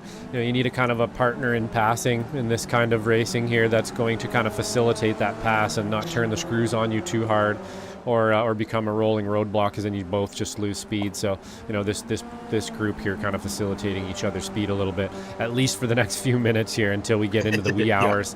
And then things start to tighten up, and you can genuinely see it. You can see those steering racks start to tighten up a little bit. The lines get a little tighter, the shoulders get a little bit wider, and you feel like you can actually see that from the driving, even just watching it. But for now, you can tell they're kind of just pretty calm out there. They're nice and easy on the wheel. Nobody's really pushing anything too hard. Looks like Byron Hayes here actually going to get a black flag for some reason or another. I'm just looking through my ticker here of incidents and not seeing a whole bunch, but I will try to get back to you and find out if there was actually a crash involved there, but that may just be too many taps and off tracks. I know I've fallen victim to that in a 30-minute race many times. Yeah, that's generally the when you see the black flag for the drive-through penalty, that is the first thing that comes to mind. However, I'm going to throw an alternate option out there, because we are talking about this Phillip Island track. And, generally when you get off track here, it's a pretty dramatic, and we haven't seen anything from Byron that would suggest he was off in the off in the wilderness anywhere. And he was battling with Lobato and Michelle Lynn. So I'm going to say that maybe he incurred a slowdown that he did not get served in time, and that is the reason for the black flag. So that's the alternate theory. Very possible. We can find out after. So, we get in that 3-car battle and they get the draft train going, and it's hard to sometimes get out of that and get the time served in the amount of time that you're allowed. As we see Josh Justice as well, doing battle there with Dave Jansen. So Josh trying to make up for it, and we got Jensen Boley. I believe that is a tow. It is indeed a tow back to the pits for Jensen Boley. Unfortunate.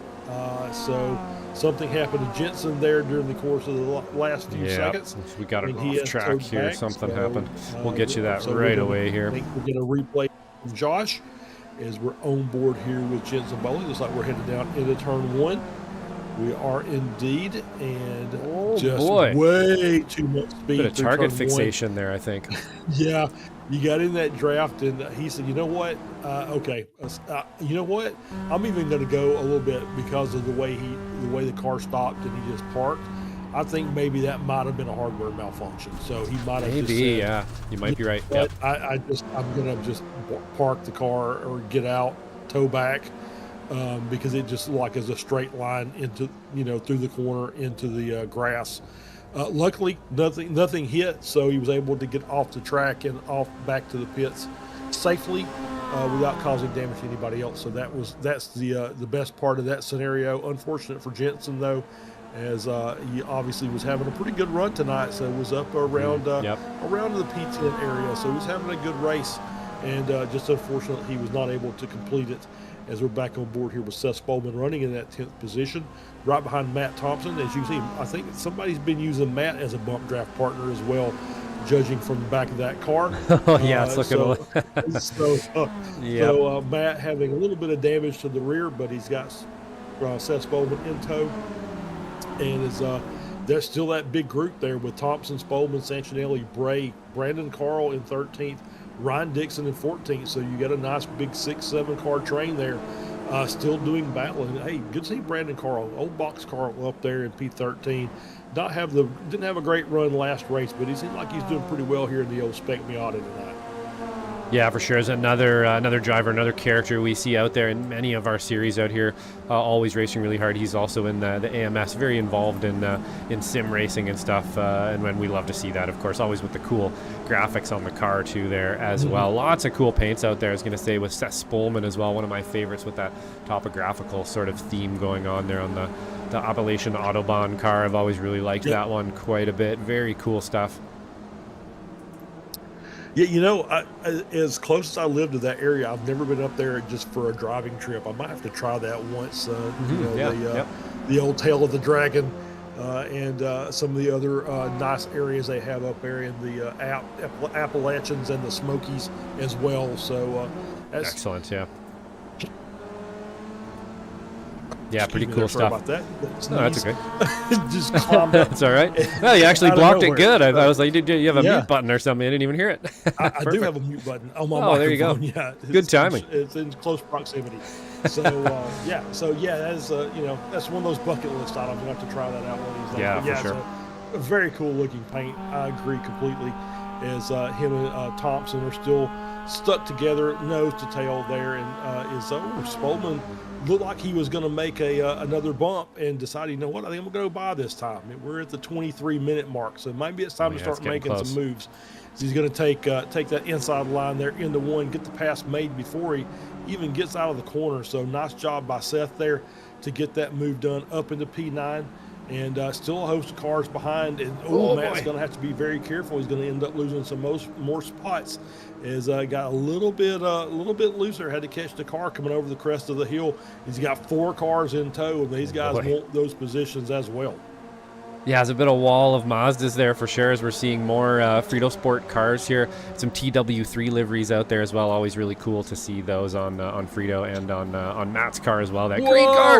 Oh no! You know what? I'm not exactly sure what happened there, but it looks like Oh, goodness. Yeah, it looks like maybe was that Ryan Dickinson, I think, got it wrong Ryan there, Dixon, perhaps. yeah. And we're going to have to Oh. go back and have a look at that. Another beauty livery, though, I must say. Unfortunate it ended up in the rhubarb.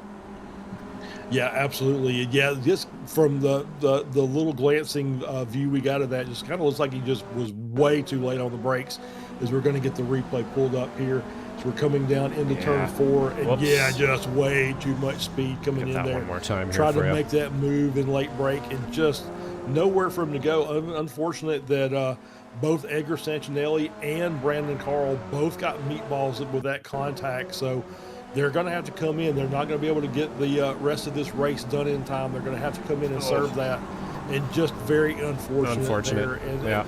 It's for obviously Santinelli got the bulk of that, but it didn't look like that Brandon got much of a blow there. But apparently it was enough to cause some suspension damage, and that sent him to the pit. So he's going to have the late commentator's curse there, as I was praising how well he was driving tonight.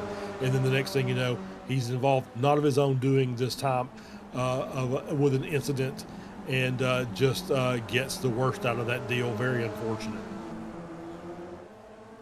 Yeah, absolutely. It's always unfortunate. And he's not trying to do something like that. Literally missed his braking by a foot or two. And then I think that little tap that unfortunately, there was just a car there, and he needed about another 10 feet to make the apex properly. And there was a car there. It tapped. You tap the car, and then you really lose grip, and the car just became kind of a bowling ball after that. But of course we know that he's not out there trying to do that. Really easy to make a mistake, especially in the wee hours here when you're trying to get that pass done. You're seeing stuff in front of you. You're trying to make decisions. There's cars all around you, and that's racing, making those decisions. It happens sometimes. Unfortunate though, because that was a pretty good race we were having there in that pack. Yeah, it really was. As we're now back up to the front group here, looking at Christopher Hamilton working their way around. This is coming the final corner down the front straight. We're going to see if the draft is going to play into effect here, as Hamilton really staying deep into that apex as long as he can make that car stay, and he's getting the run to Crab, and I don't know if he's going to be close enough to make the move into turn 1 this time. Gap is closing down to 0.2 of a second, and a little closer, 1/10 and a half, and just not quite enough. He needed to be about another 1/10 closer before he could try to make that lunge. So no such luck yet, but he's still looking, and the gap is still tightening up. So he's definitely trying to set something up here for the end of the race. As we're taking a look here a little bit further back in the order. This is Kyle Robertson behind Michelle Lynn. This is the battle for P6. You see Cicchetti just ahead in P5 and Lomano just ahead in P4. So nice little 4-car battle here. Lomano's had himself a good run. Has moved all the way up into 4th place, up 3 positions. Cicchetti up 7, having a good run as well. Hard charger so far. Dave Jansen running in 12th, up 12 positions since the start of the race. So nice job by Dave.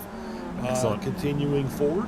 Not got 10.5 second gap up to Matt Thompson 11th. So not sure he's going to be able to make that gap up in time. But still nothing else. A good run up 12 spots tonight. So we're back up to the battle here, and we are aboard Jansen and John Wilson there just behind Josh Justice and Dave Jansen, and that is the battle for P12. So not out of the woods just yet. Can still give up a spot.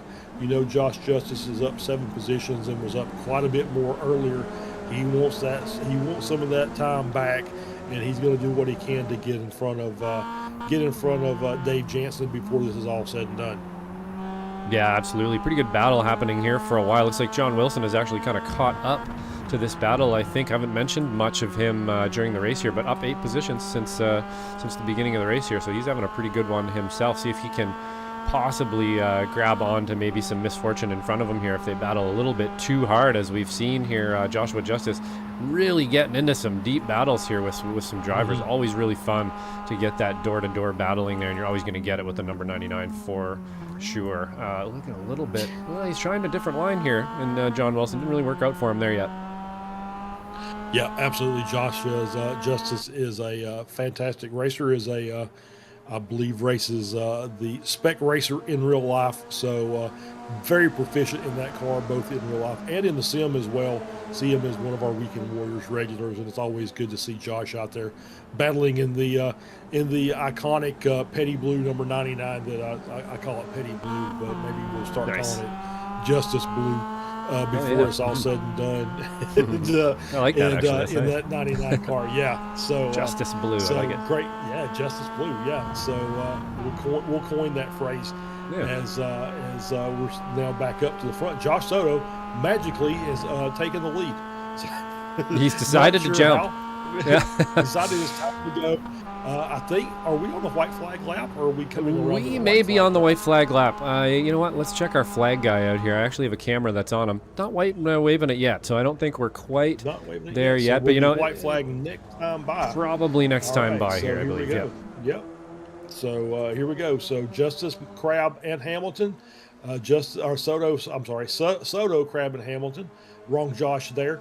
As Soto is now in the lead, and now we're going to get the run down the start-finish straight for the second to last time as they come to take the white flag. It's going to be close. Oh, no, we're getting white. Yep, there we go.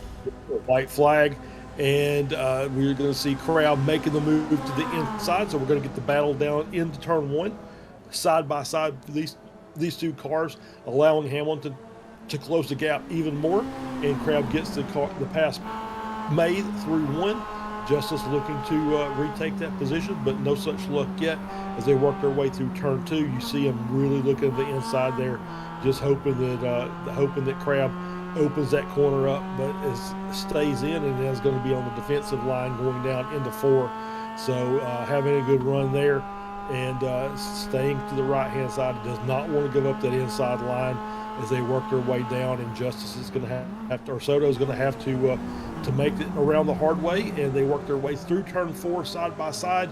Crab going a little bit wide there on corner entry, giving a little bit of tap there to Soto, able to hang on to the position, but now it's going to go back to Josh Soto's way.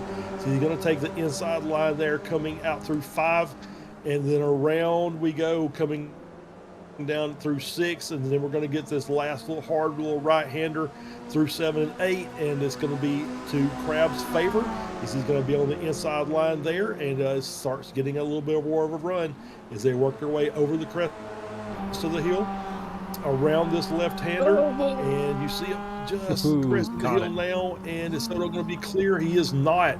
Crab is going to be able to hang on to the inside. A little bit too much curb there. They're going to leave the inside door open there for Hamilton as just gets shoved wide by the curbing there, and that's going to give Soto some clean air coming around the final two corners.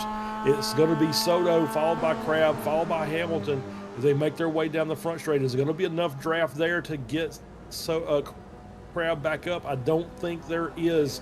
Is Hamilton going to be able to make a late lunge there at the line? And it doesn't appear like he's going to either.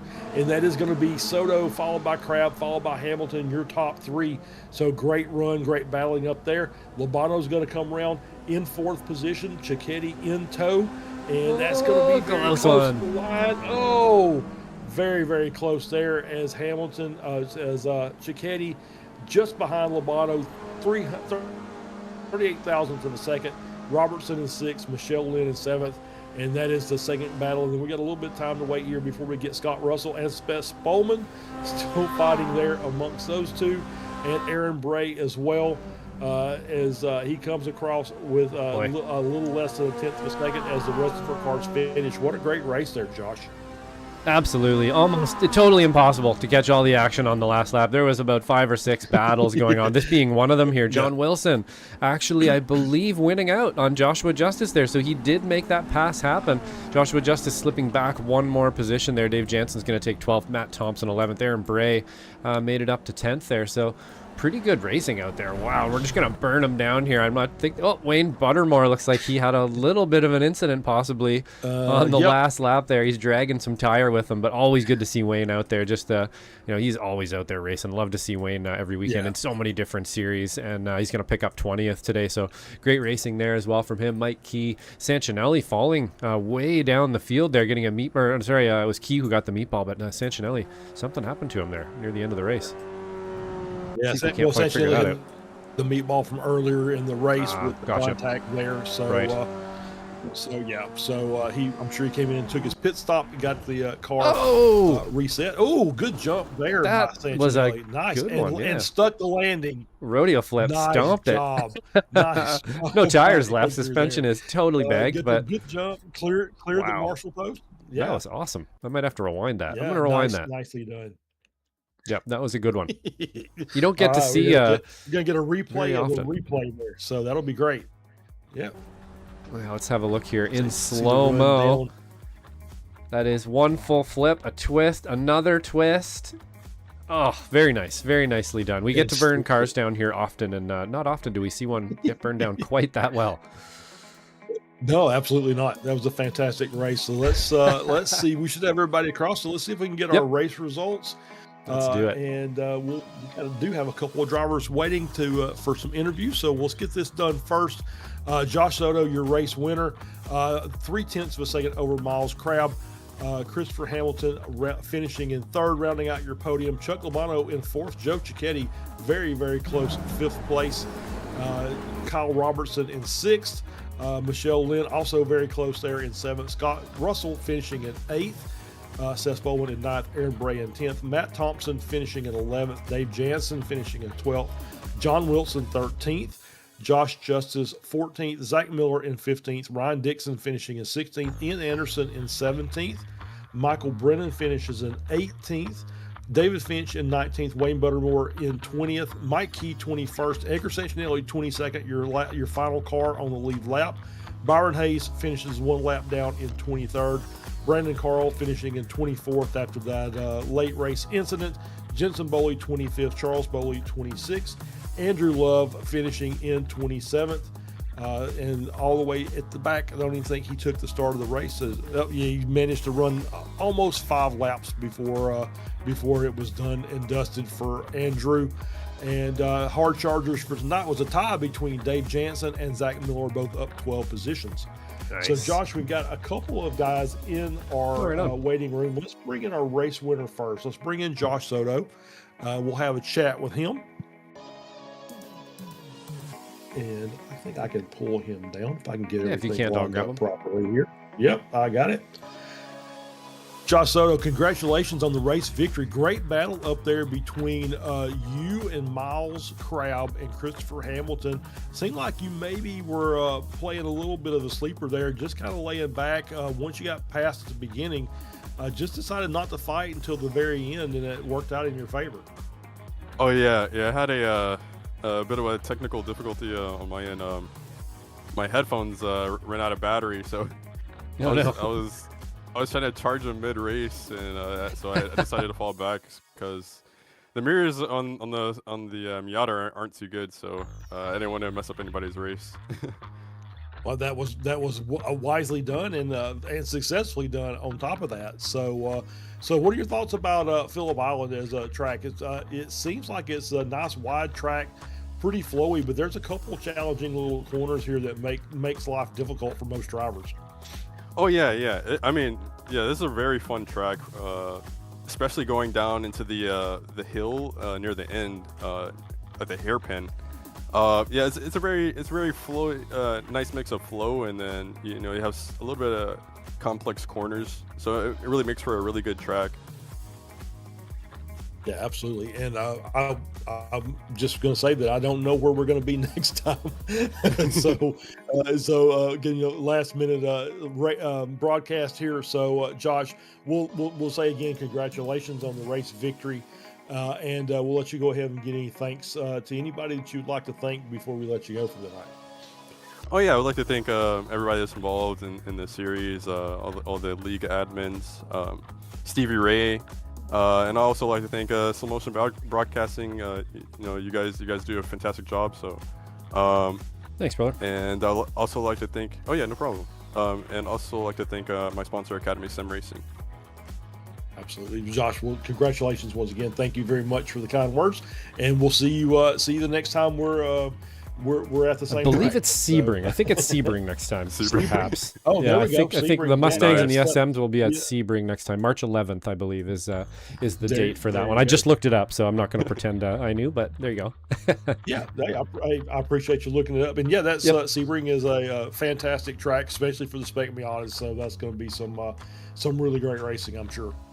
Oh yeah, I'll Excellent. definitely be there. But thank you. All right, thank you, Josh. Have a good night. All right, that was Josh Soto, your race winner here in the Spec Miatas. Josh, you want to add a third job to yours and do an interview? Yeah, sure. Got a couple of guys up there to talk with. Yeah, let me see here. Who's up there? Let's pull, where we get here? Let's pull Ian Anderson in. I believe he was 4th place today. Is that correct? It is indeed. Ian, Hey. pretty awesome race out there today. Not the easiest track in the world. Pretty big for these cars, I would think. The track kind of feels kind of large. What was the strategy out there today? Just keep it on the track. The track surface was pretty slick, and the car was pretty unruly. Even if you tried to make it as good as you could, it was pretty difficult to drive on this track. Just a lot of high speed, high commit stuff, and the turn 2 carousel corner with an off-camber apex that's blind. That's a rough one for people that have like I just have a single screen. So I don't have a lot of viewing area. Yep, that makes things difficult for sure. It's a nice wide track too. You know, we were talking about just kind of getting side-by-side racing around here and how difficult it is to kind of move forward. You know, if you're side-by-side racing, you almost need a draft partner, somebody or a group of cars that kind of want to work with you. If you fight too hard, you kind of end up slipping backwards. Is that sort of how you feel about Phillip Island as well? Yeah, you kind of had to play ball and kind of stay in line and then wait till the end of the race to start making moves. Yeah, absolutely. And that's kind of what we saw up at the front there as well. But great race. I believe we're headed out to Sebring next time in the SMs and the Mustangs. Will you be joining us for that one? Oh yeah, I'll be here. Excellent. Right on. Well, is there anybody you'd like to thank out there, Ian, before we let you go? I'd like to thank you guys for putting this on, and Thank you. thank my wife, thank my work, Race on Rails, for letting me leave a little bit early to join. Nice. Thanks, guys. Excellent. Right on, man. Well, we'll see you out at the next one. Have a good one. Awesome, thank you. Right on. That was Ian Anderson. I think we have one more driver up there. Miles Crabb, would you like to have a talk with him, Charles? Oh yeah, absolutely. I always want to talk with Miles. So let's bring him in. Bring him down here. Yeah, Miles, P2 tonight in the Spec Miatas. So good race, not the greatest race, but I'm gonna throw a word out for the I always heard when I was watching NASCAR, coopetition. You have to cooperate to get to the end of the race before you can really compete, and that kind of looked like that was what was going on up there in the front group. That was exactly what was going on. My plan at the end of the race was I thought if I led coming out of Wilkie Heights the last hairpin that I had a shot. So every move on the last lap was, can I make Josh go to the outside for that corner? Because I can't. I've raced with him so much on this league, and I can't like mind trick him into going where I want him to go. He's great. And he did it. I was like, okay, I kind of psyched myself out. I was like, I'm finally gonna beat Josh. And we went down into that brake zone, and I hit the brakes, and he just went so much deeper than I did, and the car still turned. And I was like, if I let off the brakes, we are crashing. So I'm just gonna pinch it and see if I can draft him to the line, like grab second gear. Cars just don't draft good enough in third gear. Like, you need to be at the end of the straightaway to actually get any moment. And he also like ran the last corner wide, so it was to run the shorter line and do our draft off of him, which is better. So good win to him. Great race in the Mustang. I took all the fuel out of the car for qualifying, which made the car objectively worse in every way. So what went from what felt like an easy pole to fourth, and then I just could never get my footing in the pack. There was always somebody going side by side and overslowing, and I had to overslow, and the car would get sideways because it had too much rear brake in it. And just kind of through attrition ended up P3 in that. So I'll take a P3 and a P2. I have had COVID or something for the last 2 weeks, so I'm just happy to be like driving anything. Excellent. Well, I mean, the sub-freezing temperatures probably haven't helped that. I'm just going to say, obviously, because I've kind of had to deal with it too. So been fortunate so far. I think I got all my cold out of the way early this year. I went to Europe in the fall and was sick for about a month after that. So I think I got rid of mine, a little bit earlier. Maybe that's something I'll have to do this year as well. But Miles, we were talking about this track. It's a very flowy track, really open, lots of rooms to recover if you make a mistake. But then you've got those two very, very difficult corners that you have to navigate. And as you said, very tough to go side by side and even more difficult to try and maintain a good line through those. Yeah, in real life, this is mostly a motorcycle track. It's kind of like Barber in that way, except an extra 40 miles an hour on the average speed.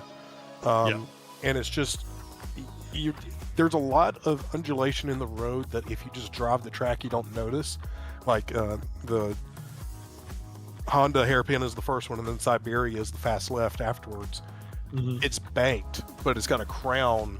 So if you enter it super wide and run it like a normal late apex corner, you're just going to understeer off the road. So there's a lot of track knowledge. I don't drive this track very much, so it was very I learned it in about 30 minutes earlier today. But I've watched hours and hours and hours of MotoGP and World Superbike and Australian Superbike when I can find it on TV from here. So it's a super flowy high commit. The Mustang is too big and the Miata is really too small. Like an F3 car around this would be awesome. I think I would have to agree with that. I think I've actually driven the F3 car around here, and it's downforce. It's a lot more fun than trying to drive a GT3 around here. I'll absolutely guarantee you that. But Miles, once again, congratulations. Good results, not great results. Obviously not on the top step of the podium, but on the podium nonetheless for both races. So congratulations, and we'll let you give any thanks before we let you go for the night. Obviously, we've got Sebring coming up for the next round. My guess is you'll probably be there if at all possible. So we'll let you give any thanks before you go. I'll probably be there, but I may be getting close to the Road Atlanta Super Tour.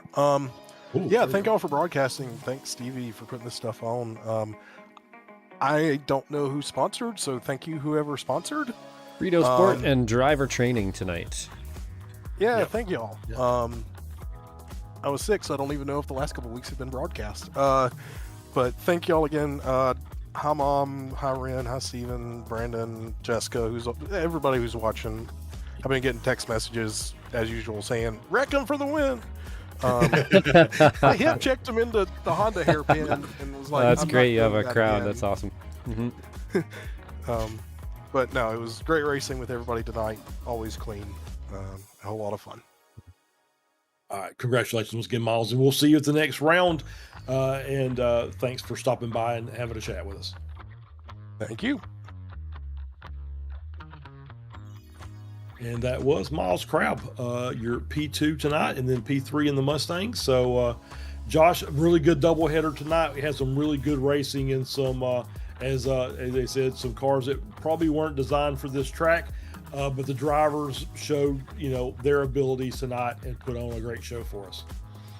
Yeah, honestly, that was an absolute clinic, especially out front there between Soto, Crab, and Christopher Hamilton there in clean, hard driving for sure. We hear Miles just talking about sort of his mindset as well, about how much he's thinking about staying off his competitors and not worrying so much about that position, but driving clean and making sure that it happens clean and respectfully. And that's just awesome. And the whole field, we saw that from everybody really in both races tonight. So pretty awesome to handle this track on two cars, like as we're saying there, that maybe aren't the best fit for it. But we made it happen and got some really good racing out there as well. Absolutely.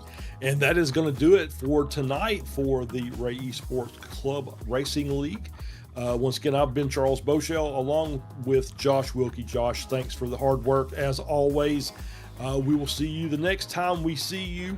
And we once again want to thank Frito Sport and Drive Trainer for sponsoring tonight's events. Thanks to everybody who stopped in. Congratulations to all our winners. and we got some upcoming broadcasts. Obviously, we've got currently over in one of our other booths, we've got the SRG F3 already in progress, and so they'll be doing battle in the F3 cars. Saturday, the Weekend Warriors returns with the Formula Vees at VIR, the North Course. And then on Sunday, we've got the Spec Racers at Barcelona. I believe, did I see that we've got Formula 4 as well, or no? Is that no, Josh? FF not this week, but we do have the last 3 rounds of the season are sponsored. Awesome. So if anybody out there wants to get the next 2 rounds sponsored, we're ready to broadcast them. So there's the next 2 rounds, though. No, will not be broadcast, but the last 3 will. All right, fair enough. So just Spec Racers at Barcelona on Sunday. Then following later on Sunday night during some kind of football game or something that's going on. We'll have the cross series. We may be postponing that. Not sure, but keep frosty on that yet, one. But we'll find out. I'll either be watching the football game, or I'll be racing in that XLSR both race in the F3s at Sebring. I'll tell you, I kind of hope that we have the race, although I'd like to watch the football game. But that the F3 car at Sebring is absolutely fantastic. It's awesome. so much fun to drive. I'm looking forward to it too. That's one that I do, so I'm hopefully it'll go. Yeah, absolutely. So Tuesdays, following up next week, Tuesdays F4 SRG at Snetterton on the 300 layout. Then followed up with the SRG F3s at Bathurst. That's going to be a barn burner right there. Oh, yeah. And then next weekend on Valentine's Day, we do it all over again with the Weekend Warriors, the Formula V's at the Chicago Street Course. Followed by the XSLR at Road America. And then finally, Liberty Bell returns on Sunday, February 15th at Tsukuba in the Mazdas, I believe, the MX-5 Globals. So look forward to that. We've actually changed to GR86s now. So we're running the GR, actually. Okay. Right, yep, the new car. It's actually working out really well, too. So that's kind of a new piece of info there. But, they're working out really good. GR86. So, yeah, fantastic car and a pretty decent track. I think that's a good track combo for the GR86. But once again, thank you, everybody, for stopping in and spending a little time with us as we watch some online racing here with the Ray Esports Club Racing League. Thank you very much, and we'll see you again at the virtual track.